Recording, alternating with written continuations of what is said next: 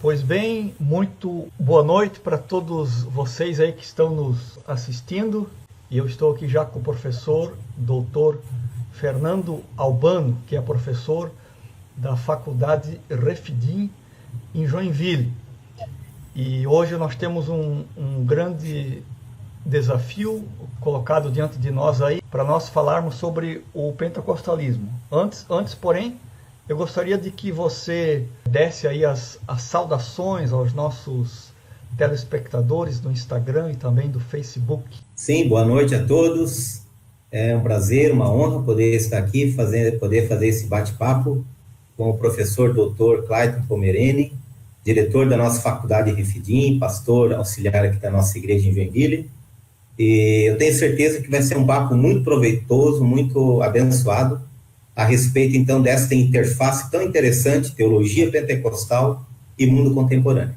E a nossa conversa vai ser dividida em três partes, né? Primeiro nós vamos falar, cada um da sua opinião, considerações sobre o modo como cada um de nós vê o mundo contemporâneo, aliás, num segundo momento, como nós vemos a teologia pentecostal, e num terceiro momento nós vamos articular o tema da teologia pentecostal com o mundo contemporâneo.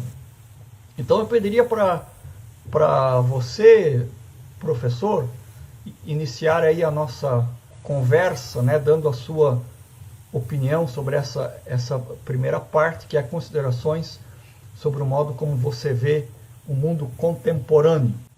Primeira coisa que eu gostaria de destacar é que eu acho que essa classificação, essa nomenclatura de que vivemos um período pós-moderno, ou um período marcado por uma modernidade tardia, eu penso que é uma forma de análise da nossa realidade que ainda é útil e que nos ajuda a entender o nosso momento atual. Então, uma ideia fundamental da noção de pós-modernidade é o predomínio da subjetividade sobre a objetividade da verdade. Então, como dizem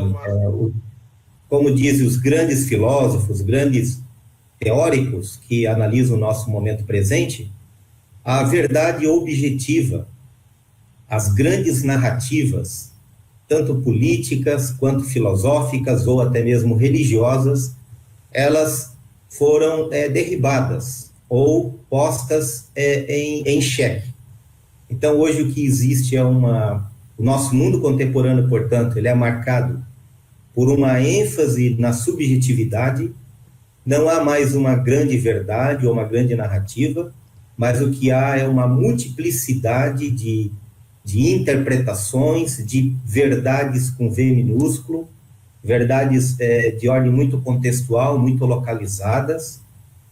O nosso mundo atual, nosso mundo contemporâneo, como a gente sabe, em termos econômicos, é marcado, então, por um capitalismo que, em algum momento, se mostra frágil ou se mostra em crise, mas está sempre continuamente se reinventando. Nas questões sociais, impera hoje, né, um grande individualismo, certo? Um grande individualismo. Nosso mundo contemporâneo gira muito em torno do ego, do egoísmo das pessoas, mas também, evidentemente, também tem coisas de ordem positiva, como essa grande parafernália tecnológica que facilita a nossa vida. Aliás, estamos fazendo essa live e podemos conversar com as pessoas agora em casa por conta dessa ferramenta tecnológica que, de alguma forma, une a todos nós neste momento, e tem sido um bom paliativo diante desse momento em que nós devemos ficar em isolamento social, dada essa praga, essa pandemia da Covid-19. Então, evidentemente, tem coisas muito boas, muito positivas.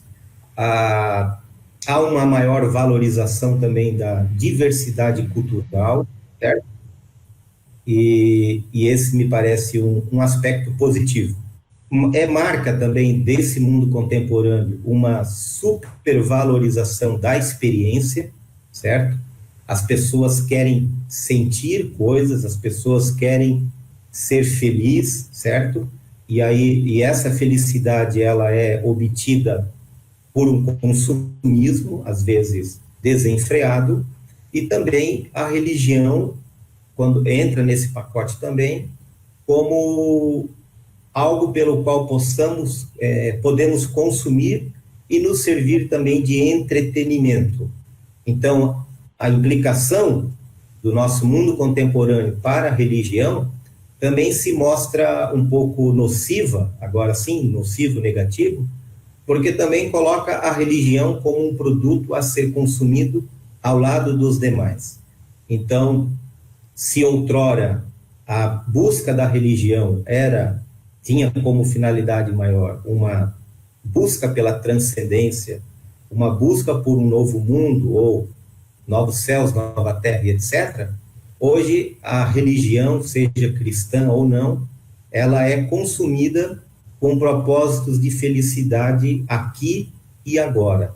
Então é algo muito imanentista, muito focado na minha felicidade, no meu bem-estar, e noções caras às religiões, como o sacrifício, o serviço, o amor ao próximo e etc., têm sido, então, enfraquecidos nesse modus operandi da religião a serviço do consumismo, que é muito presente, então, nessa nossa época. Então, nosso mundo contemporâneo, eu diria, e logo aqui finaliza essa minha parte, ele é, então, predominantemente pós-moderno, fundamentada numa excessiva subjetividade. A verdade agora é refém do gosto e dos interesses contextuais ou individuais. As religiões estão sendo também instrumentalizadas a favor do homem, certo? Então, é um antropocentrismo bem extremo, certo? E também, por outro lado, um aspecto positivo é que acaba se havendo né, uma valorização da experiência, e nesse sentido abre-se uma porta, quem sabe, de oportunidade para o movimento pentecostal, para as igrejas pentecostais, que logo é o nosso segundo ponto de conversa. Mas parece que aqui, nessa ênfase na experiência de desejar sentir algo mais intenso, abra-se aqui uma possibilidade de presença e de pregação e de discurso pentecostal, já que sabemos que ela se baseia muito na experiência com o divino, com o Santo Espírito. Então, eu finalizo aqui dizendo que a questão não é nem a demonização do nosso mundo contemporâneo, porque a nossa vida atual também tem coisas muito boas, né? Então, acho que a gente tem que evitar a demonização do mundo contemporâneo, mas, por outro lado, devemos também resistir à tentação de nos sentirmos demasiadamente confortáveis com ele, porque, como já disse Jesus, o meu reino não é deste mundo. E nós mesmos, enquanto igreja, enquanto crentes em Jesus, estamos no mundo, mas também não somos do mundo, certo? Nós aguardamos novos céus e nova terra. Então, a princípio é isso, pastor Clayton e colegas que estão a nos ouvir.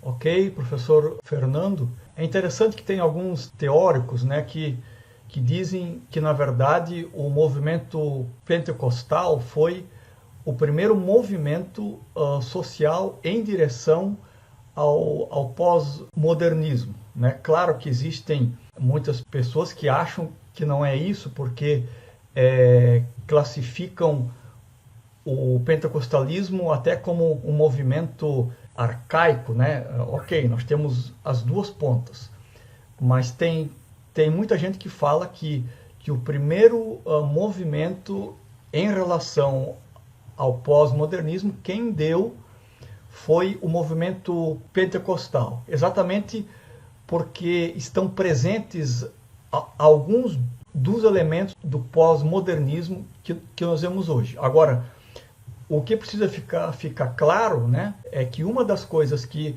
o pós-modernismo afirma é que não existe mais as grandes metas narrativas, né? Agora o mundo é feito de micro-narrativas individuais. Na verdade, a gente sabe que o pentecostalismo, uma de suas bases é a grande metanarrativa da intervenção de Deus na história através de Cristo, né? Então essa já é uma diferença grande entre o pentecostalismo, que preserva sua metanarrativa, e o pós-modernismo, que não trabalha com metanarrativas, e sim com micronarrativas. E uma outra coisa também que está presente no pós-modernismo, né, e esse é um movimento um pouco mais recente até, que é o fenômeno da pós-verdade, né? Aquilo que é verdadeiro necessariamente não é um fato verdadeiro. Aquilo que é verdadeiro é aquilo que a narrativa ou as micronarrativas dizem que é verdadeiro. Então, a pós-verdade ela se junta com verdades factuais, se junta com meias-verdades e com mentiras, e aí forma o movimento que nós chamamos hoje de pós-verdade, em que a credibilidade a um fato não se dá necessariamente a veracidade desse fato, mas a veracidade dele se dá através da narrativa que se cria em torno de um fato. Então, isso também não tem a ver com o pentecostalismo, porque a gente sabe que o pentecostalismo ele lida com verdades absolutas que estão presentes na palavra de Deus. E uma outra coisa presente também hoje na sociedade que a gente vive, a liquidez, né, o sociólogo Zygmunt Bauman usa, se referindo a que nós vivemos hoje em uma sociedade líquida. E agora, com a pandemia do coronavírus, nós podemos ver que a sociedade se tornou mais líquida ainda do que aquilo que Zygmunt Bauman afirmava.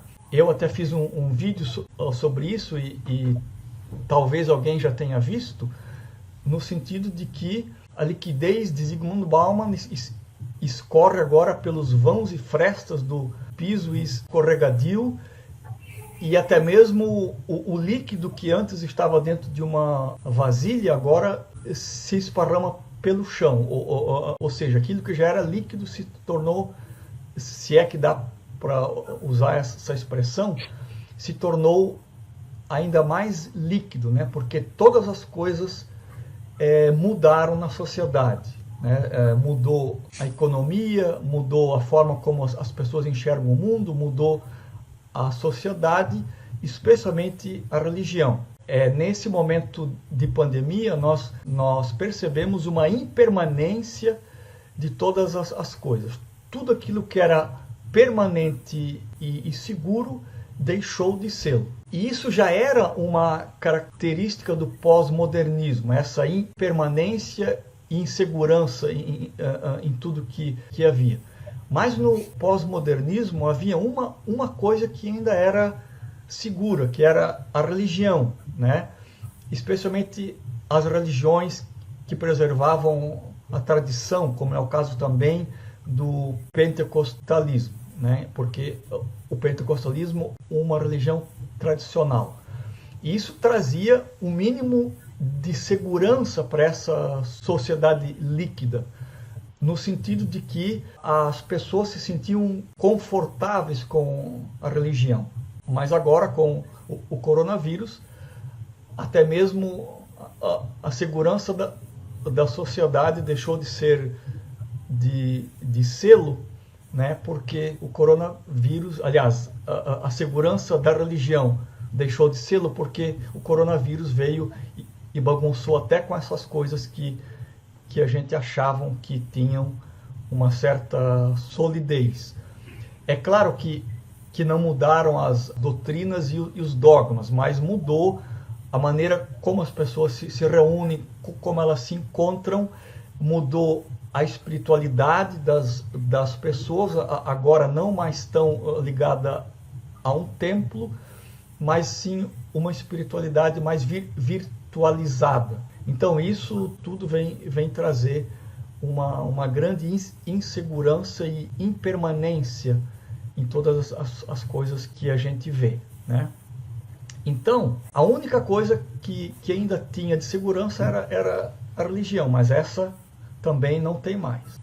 E aí as pessoas nesse nosso novo mundo, digamos assim, se é que dá para usar essa expressão, elas estão à procura de rochas firmes, de lugares seguros onde eles possam fincar os seus pés. Então, o quanto mais a religião puder dar uma resposta a essa impermanência e essa insegurança que a sociedade tem, tanto mais facilmente ela vai conseguir atrair gente. Então, a pandemia trouxe uma série de quebra de paradigmas, e é provável que o pós-modernismo até tenha, a partir da pandemia, a sociedade receba, esse nosso tempo receba um novo nome, né?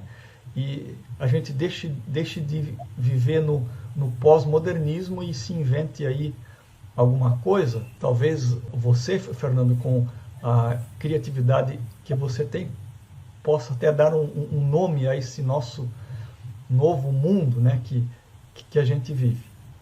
Então, todas as coisas terão que ser avaliadas, né, sob outros olhares a partir de agora, olhares mais holísticos, né, e que enxergam a realidade como algo muito mais abrangente do que era até então. E quanto mais a gente puder fazer aquilo que Jesus disse, né, de que é preciso que a gente discirna no nosso tempo, né, de que a gente conheça as estações, aquela fala de Jesus aos fariseus, né, o quanto mais a gente conseguir estar articulado com as mudanças e conseguir fazer com que o pentecostalismo acompanhe essas mudanças de forma positiva, é lógico que quando a sociedade muda, ela tem muitas coisas que mudam para pior e algumas coisas ela muda para melhor. É óbvio que essa leitura que o pentecostalismo precisa estar fazendo, ele avaliar as coisas sob um ponto de vista positivo e mudar também sob o ponto de vista positivo. Dá espaço aí ao Fernando, não sei se ele quer complementar alguma coisa sobre isso. Não, perfeito, corroboro com as suas palavras e acho que a gente pode ir para o próximo item. Uhum. O próximo item, então, é como nós vemos a teologia pentecostal, né? Então eu deixo novamente para você aí, especialmente a gente tentar traçar aí uma linha de como a gente enxerga, né, a teologia pentecostal, e no próximo bloco daí a gente vai falar sobre como a gente articula isso aí tudo, né? Deixo a palavra com você então, Fernando. Muito bem, professor Cláudio. Bom, referente então, falando especificamente do que nós entendemos por teologia pentecostal, eu gostaria de lembrar aqui os nossos colegas aí o óbvio, né? Ou que já é conhecido. Teologia pentecostal, ela é fundamentalmente pneumatológica, isto é, enfatiza a experiência com o Espírito Santo. O pentecostalismo ou os pentecostalismos, na sua origem no século XX, teve uma proposta avivacionista, como ainda tem hoje. Lembro os colegas que estão a nos ver e ouvir que o pentecostalismo, mais do que uma denominação, é um movimento do Espírito de Deus de avivamento do corpo de Cristo. Claro que depois, de alguma forma, essa experiência foi institucionalizada e assumiu a forma de denominações do pentecostalismo clássico, entre elas as Assembleias de Deus, mas nós reconhecemos que o agir do Espírito Santo transcende as fronteiras denominacionais e como o próprio texto de Joel capítulo 2, bem como de Atos capítulo 2, dizem que o Espírito de Deus seria derramado sobre toda a carne. Então, o agir do Espírito Santo é soberano, é presente nas igrejas pentecostais, mas não se tornou refém das instituições pentecostais, né? O Espírito de Deus é soberano, ele é Deus, ele é livre, ele age por meio dos pentecostais, mas não só por meio destes. E o professor Clayton enfatizou bem a crise que marca, então, a nossa contemporaneidade, que é essa epidemia que bagunçou a vida de todos nós, a economia, bagunçou a política e, acertadamente, também bagunçou a religião, da qual as igrejas, quer queiramos, quer não, estamos dentro desse caldeirão do mundo religioso, certo? Mas eu gostaria de lembrar e destacar aqui que o pentecostalismo, ele é uma religiosidade que nasceu de uma experiência de crise. Então, isso aqui eu acho interessante, porque, veja que em Atos capítulo 2, que por ocasião da inauguração da igreja, criação da igreja, quando no dia de Pentecostes, que o Espírito de Deus foi derramado, e houve lá a diversidade de línguas, certo? Onde se criou a igreja cristã, e depois esse texto é um texto querido e é invocado pela experiência pentecostal, todo o livro de Atos dos Apóstolos, para fundamentar a experiência pentecostal do empoderamento no Espírito, da capacitação do Espírito para pregar, para evangelizar, para ganhar vidas para Jesus. Pois bem, esta igreja que começou em Atos 2 e que posteriormente, a posteriori, é invocado pelos pentecostais como fundamento teológico da sua experiência, quero destacar aqui que começou com uma experiência de crise, ou seja, a comunidade cristã, mais ou menos quase 120 homens e mulheres que estavam ali amedrontados, orando no cenáculo, que é lugar de partilha, lugar de refeição, não é um lugar de oração, o lugar de oração é o templo, mas de lá foram eles expulsos pelo judaísmo. Portanto, eles também estão numa condição de crise, numa condição de incertezas, de inseguranças. Afinal de contas, o Messias fora tirado deles, fisicamente falando, certo? Mas o Espírito Santo foi derramado e veio de encontro deles justamente nessa experiência de crise, de ruptura, de desorientação pela qual passava aquela comunidade. Os pentecostais que surgiram nos Estados Unidos a partir dos movimentos avivalistas, certo? Na a famosa rua Azusa Street, também começa e é a resposta de Deus a uma situação também crítica, certo? Ali no contexto norte-americano uma segregação racial, os pobres marginalizados, as mulheres sem voz, certo? As igrejas esfriando, permitindo que os símbolos da fé se tornassem maiores do que o próprio Deus que é apontado por estes símbolos, incorrendo então numa verdadeira idolatria, numa bibliolatria, num fundamentalismo exacerbado que sufoca o Espírito de Deus, sufoca a vida, e aí a igreja vai se tornando gradativamente uma comunidade de fariseus e que tem entre várias atribuições julgar os pecadores, supervisionar os crentes enfraquecidos, e aí a igreja vai se tornando uma sinagoga de fariseus, e precisa ser chacoalhada pelo Espírito Santo. E aí o Espírito Santo vem também numa situação de crise geopolítica, em que havia ali aquela tensão, principalmente entre os Estados Unidos e a Rússia, a Guerra Fria, já ocorreu as guerras mundiais, enfim, é um ambiente também profundamente ameaçador à vida das pessoas. E é nessa situação que surge o movimento pentecostal. Por que estou dizendo isso? Para dizer o seguinte, que professor Clayton, colegas que estão nos ouvindo, eu vejo este momento de crise epidêmica como mais uma oportunidade para que o Espírito de Deus haja sobre a terra, haja sobre a vida das igrejas, e eu vejo nessa crise mais uma oportunidade para que os pentecostais venham se reinventar. Aliás, uma das grandes características de todo e qualquer fenômeno religioso é a capacidade constante de se reinventar, readaptar. É bem verdade, como o professor já nos disse, há um núcleo duro, um núcleo doutrinário identitário duro. Nós, como os pentecostais, vale lembrar, fazem parte do corpo de Cristo, nós somos cristãos. Como tais, defendemos a revelação de Deus nas páginas da Bíblia Sagrada.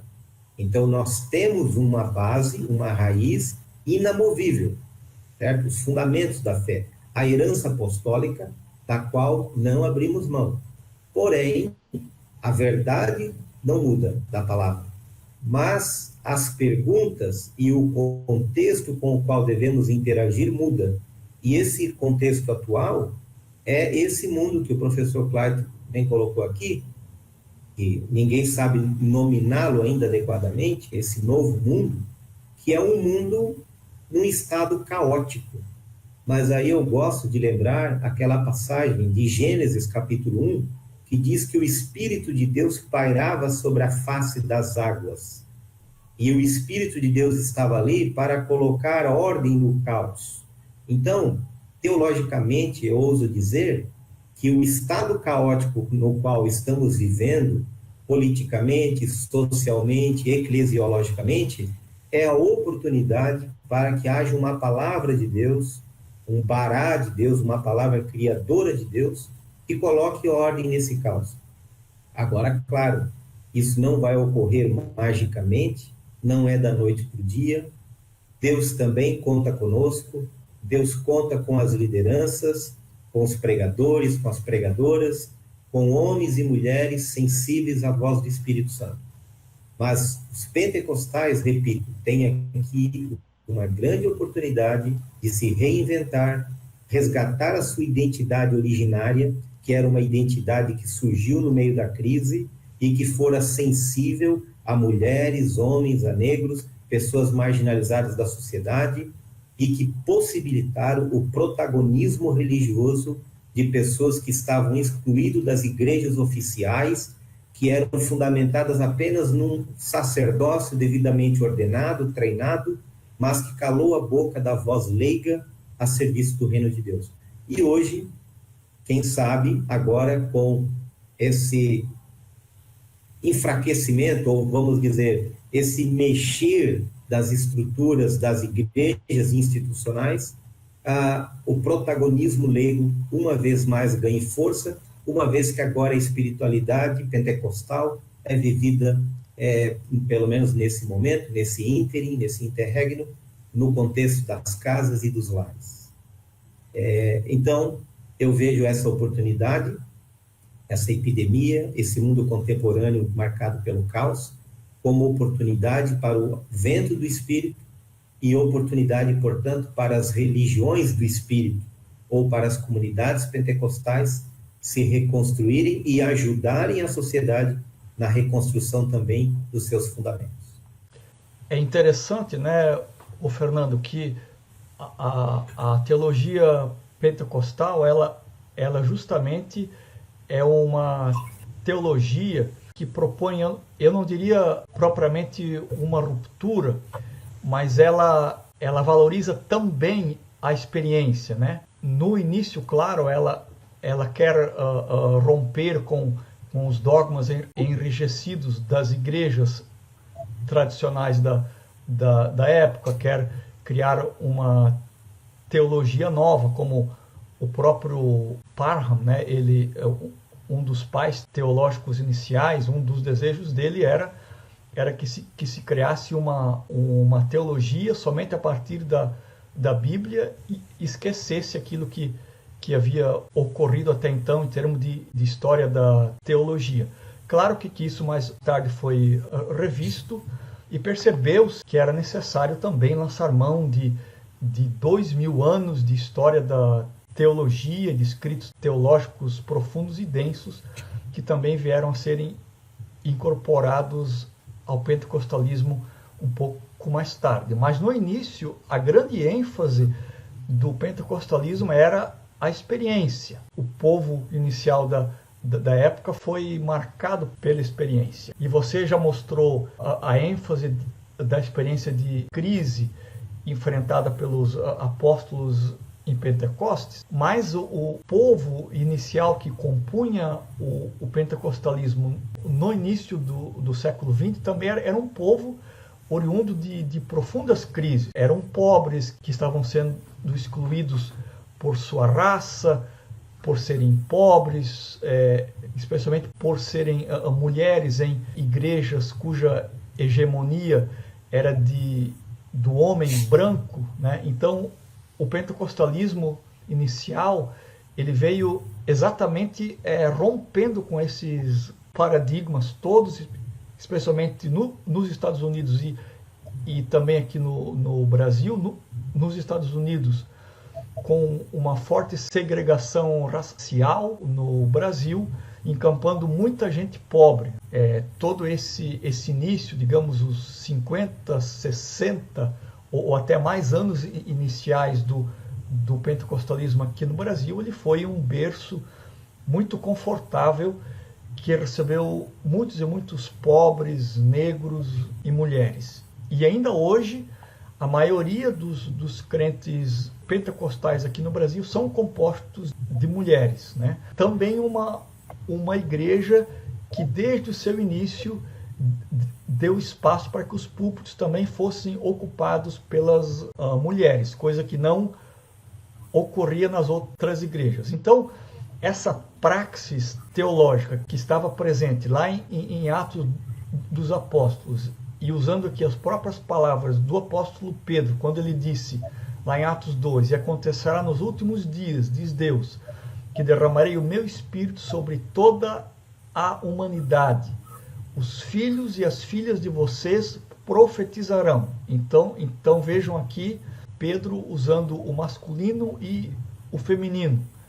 Os seus jovens terão visões, os seus velhos sonharão, ou seja, uma valorização tanto da classe jovem, né, das gerações novas, das ideias novas, mas também uma valorização do velho e da tradição. Vejam que somente o Pentecostes consegue fazer isso, unir homens e mulheres sendo tratados de um mesmo jeito, jovens e velhos sendo tratados de um mesmo jeito. E diz ainda Pedro, até sobre os servos, sobre as servas, derramarei o meu espírito naqueles dias. Ou seja, houve um rompimento de qualquer classe social, né? Então isso é o que está na gênese da teologia que o pentecostalismo traz. Então vejam que a teologia pentecostal, um pouco diferente das outras, tem a sua origem em experiências, primeiro de crise, como o professor já falou, mas também em profundas experiências de aniquilação de diferenças entre homens e mulheres, entre jovens e velhos, entre ricos e pobres, como que o Espírito querendo dizer, não existe diferença de classe, diferença de pessoa ou diferença de gênero. Todos podem profetizar, todos podem exercer o ministério que Deus lhes dá. Todos têm condições iguais perante Deus, porque o próprio Espírito Santo afirma isso quando ele vem sobre homens, mulheres, jovens, velhos, servos, servas, ricos. Então veja que isso, só isso já é um fato determinante para a construção dessa teologia pentecostal do início do século XX. Claro, como eu falei, mais tarde a teologia pentecostal também vai assimilando as teologias das igrejas históricas, e esse postulado da experiência, talvez em algum momento é posto um pouco de lado, né? Como também o postulado da não separação entre raça, cor e gênero, né? Em algum momento, por causa da assimilação das teologias mais tradicionais, a gente acaba também assimilando isso. Vejam aqui a grande ênfase que o movimento pentecostal, na construção da sua teologia, tem sobre a experiência. Por isso mesmo, né, a teologia pentecostal vai trazer uma proposta de salvação completa, envolvendo alma e corpo. Claro que existem as discussões sobre uma supervalorização da alma, ok, mas eu não vou entrar nisso. O que eu estou aqui querendo dizer é que no pentecostalismo há um espaço para a redenção tanto da alma quanto do corpo. Por quê? A alma, né, que tem a ver com os nossos afetos, os sentimentos, as emoções, ela é redimida através do perdão dos pecados, mas também o corpo é redimido, né, porque no pentecostalismo há a possibilidade concreta de que o corpo físico também alcance cura. E não só isso. O pentecostalismo crê, como diz o apóstolo Paulo, de que o corpo também será transformado, assim como a alma, na vinda de Cristo, como um novo ser, né? Então, em Cristo, a teologia pentecostal crê, nós não somente seremos transformados em um novo ser, como aqui e agora, no já agora, né, no dizer de Oscar Cullmann, no já agora nós já estamos experimentando a transformação da nossa vida para uma nova vida, aguardando a transformação completa, ainda não por vir e se instalar na realidade concreta da vida, quando Cristo vier e transformar todas as coisas. Então, a salvação no Pentecostes, ela opera em espírito, alma e corpo, e permitindo assim, então, que o ser humano seja redimido de forma completa, holística. Embora, claro, como você mesmo, o Fernando, fez a pesquisa sua de mestrado, em algumas dimensões há uma supervalorização do espírito e da alma. Mas na sua gênese e na narrativa teológica existe a proposta, assim, de uma salvação completa do ser humano que abrange espírito, alma e corpo. Aqui necessariamente eu não estou dizendo que nós somos divididos em espírito, alma e corpo, mas sim que nós somos uma integralidade entre espírito, alma e corpo, né? Então essa seria um pequeno apanhado, né, do meu entendimento do que seria a teologia pentecostal. Não sei se você tem alguma coisa a mais aí a dizer sobre isso, professor Fernando. Não, perfeito. Não, você destacou bem que eu até, na minha fala, deixei de enfatizar devidamente, justamente essa experiência pentecostal de caráter inclusivo, né? Então, gostei muito dessa observação, que realmente a experiência pentecostal de Atos quebra as barreiras etárias, há lugar para o velho e para o jovem.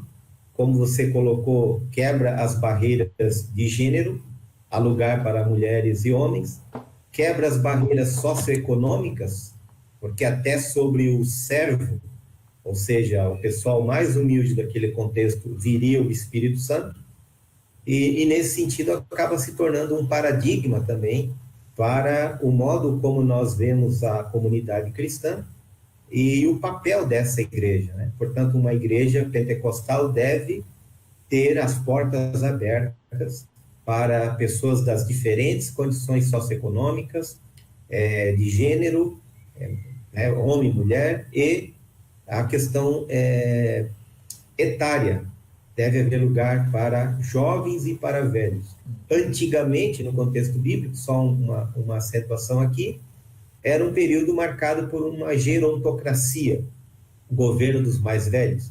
Tanto é que o presbítero, no termo grego, é ancião.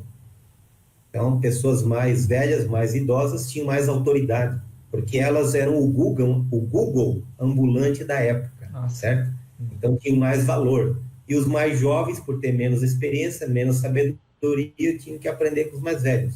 Hoje, em época de Google, Instagram, Facebook e etc., os mais velhos tendem a ser deixados de lado e nessa nossa cultura, nesse nosso mundo que cultua, certo? A aparência, a estética, o poder, a força, os jovens, então, ganham vez e os idosos, os mais velhos, mais experimentados, tendem a ser deixados de lado, isso na sociedade como um todo, e às vezes vemos reflexos disso também nas igrejas, né?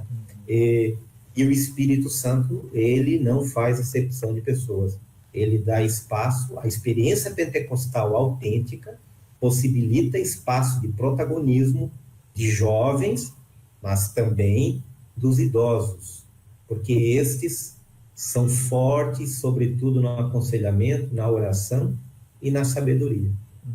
E aí, veja bem, o Fernando, e com isso nós já entramos para o terceiro módulo dessa nossa conversa, que é a articulação entre o tema, né, que nós estamos estudando, que é a teologia pentecostal e o mundo contemporâneo.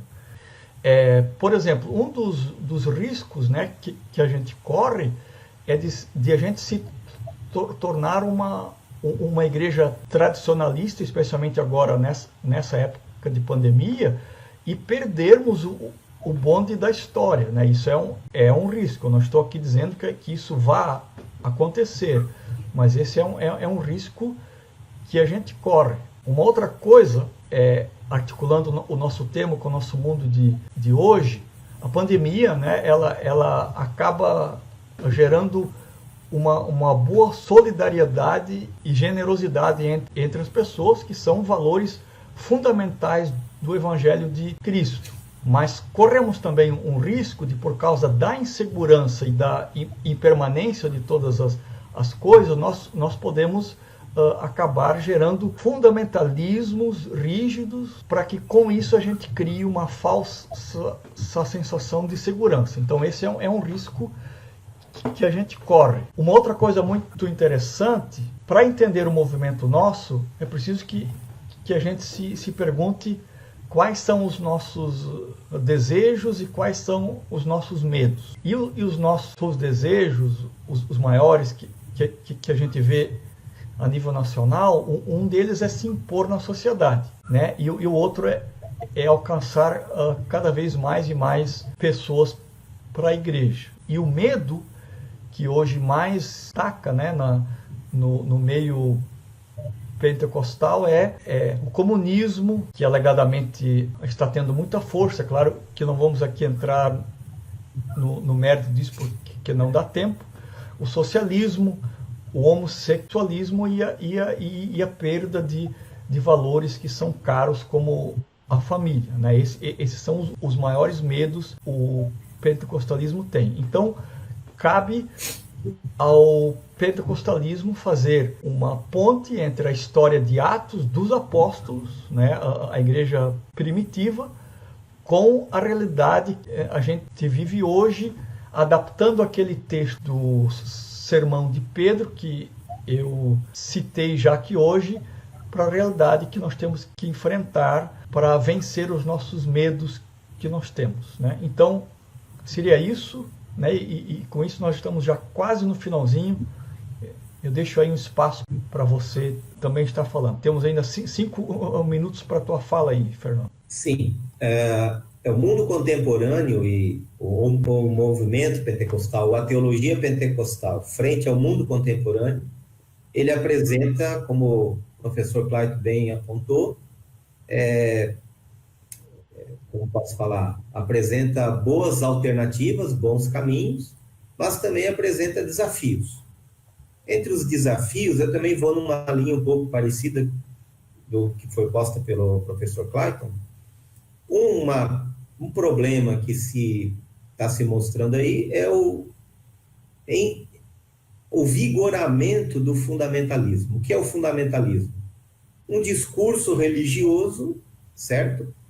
Que se agarra às suas raízes identitárias e se fecha para o diálogo, para o novo, para o tempo contemporâneo. Então, qual é a cura para o fundamentalismo? O diálogo.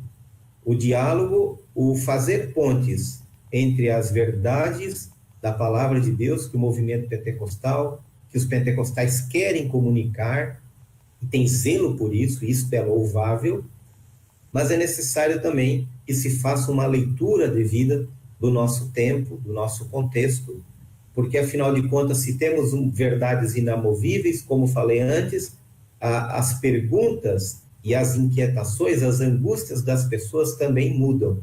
E, às vezes, nós podemos correr o risco, e aqui entra o risco, o perigo, de apresentar respostas para perguntas que não estão sendo feitas. Então, é necessário a superação do fundamentalismo, que é o apego a verdades inamovíveis com os olhos fechados para a realidade do mundo contemporâneo.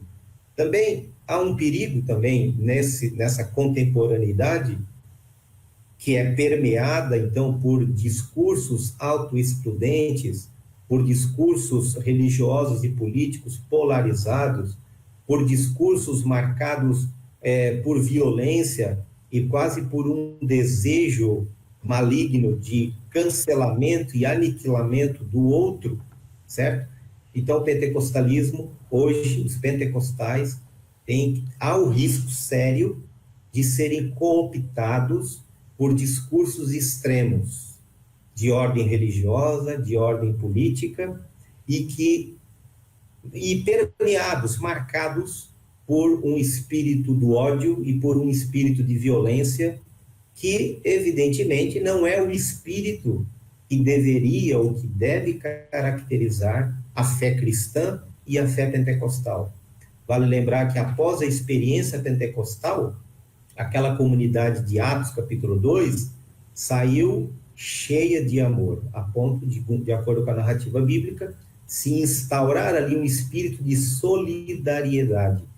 Este espírito que é tão caro hoje, como o professor Clayton colocou, em contexto de epidemia, em contexto de escassez, em contexto de dificuldades socioeconômicas, a capacidade da solidariedade. Então, eu até vou forçar talvez um pouquinho a barra e vou dizer, cada vez que somos solidários, nós estamos na força do espírito pentecostal. E cada vez que multiplicamos gestos de amor e de diálogo, de abertura ao diferente, nós estamos sendo pentecostais. Todas as vezes que nós afirmamos as barreiras, as divisões entre homens e mulheres, brancos e negros, pobres e ricos, nós estamos militando na força do anticristo e, portanto, sendo antipentecostais. O espírito pentecostal é o espírito do amor, é o espírito da inclusão, é o espírito do diálogo. Vale lembrar que quando o Espírito fez aquela comunidade primitiva, da igreja primitiva, falar nos diversas línguas, cada língua representa também uma dada cultura. O idioma é uma expressão cultural. Com isso, o Espírito de Deus também está dizendo o seguinte, que ele acolhe como legítimas a pluralidade cultural humana. Portanto, não tem cultura melhor e pior do que a outra, mais santa ou mais profana. Todas podem estar a serviço do sagrado, do Espírito de Deus, da mensagem do Evangelho. E, portanto, no nosso contexto de discursos excludentes, discursos de violência, discursos de ruptura com o outro, nós estamos partindo de um pressuposto equivocado, ou seja, a minha cultura é melhor do que a sua, eu devo silenciá-lo, eu devo calá-lo, você não tem direito de falar, cale a boca. Este, evidentemente, não é o espírito pentecostal. O espírito pentecostal não cala a boca de ninguém. Quem cala a boca nas escrituras neotestamentárias é o demônio. O demônio silencia Há até um espírito mudo no Novo Testamento. Então, o demônio silencia, cala a boca. O espírito abre a boca para louvar a Deus, para engrandecer a Deus e para se fazer próximo e solidário com o outro. Então, o grande desafio hoje é não se tornar refém de discursos violentos, agressivos, que prejudicam a comunhão entre as pessoas. Agora temos uma notável oportunidade. Qual é a oportunidade? O contexto de crise. A crise é o solo fértil na qual cresce com vigor o pentecostalismo. É oportunidade para crescimento da fé das igrejas e, quem sabe, até um novo avivamento pentecostal global, nutrido por essa experiência de caos. Porque, como eu falei, o Espírito Santo gosta de pairar sobre a face do caos. Mas não como quem se deleita com a desgraça, mas para pôr ordem no mundo caótico. Pois bem, esta é a oportunidade para que Deus haja em favor do mundo, em favor das igrejas. E tomara Deus que o Espírito de Deus possa contar conosco individualmente e com as nossas igrejas na construção deste novo mundo. E um outro risco aqui que eu me lembrei agora, professor, seria a gente transformar o evangelho em ideologia, né? É um outro risco que a gente corre. E como você mesmo falou, a solução para isso seria esse derramar profuso do Espírito Santo sobre todos e todas, que ele está sempre disposto a fazer, basta que as pessoas estejam abertas a isso. Pois bem, então nós estamos indo para o final. Que Deus abençoe todos os que estiveram conosco. Eu vi que várias pessoas aqui escreveram mensagens, estiveram presentes, tanto no Facebook quanto no Instagram. Obrigado, professor Fernando, que Deus te abençoe. Obrigado, professor, pastor Clayton Pomerene. Foi um prazer, uma honra poder dividir essa live com você, e eu espero que os nossos ouvintes e o pessoal que nos assistiu tenha sido edificado e possa, pelo menos, dormir com uma pulguinha pentecostal atrás da orelha. Ok. Valeu então, Fernando, e toda a nossa audiência. Um grande abraço e uma boa noite. Enfim, para quem está assistindo, quem vai assistir depois, um bom dia, uma boa tarde, e que Deus lhe abençoe na paz do Senhor.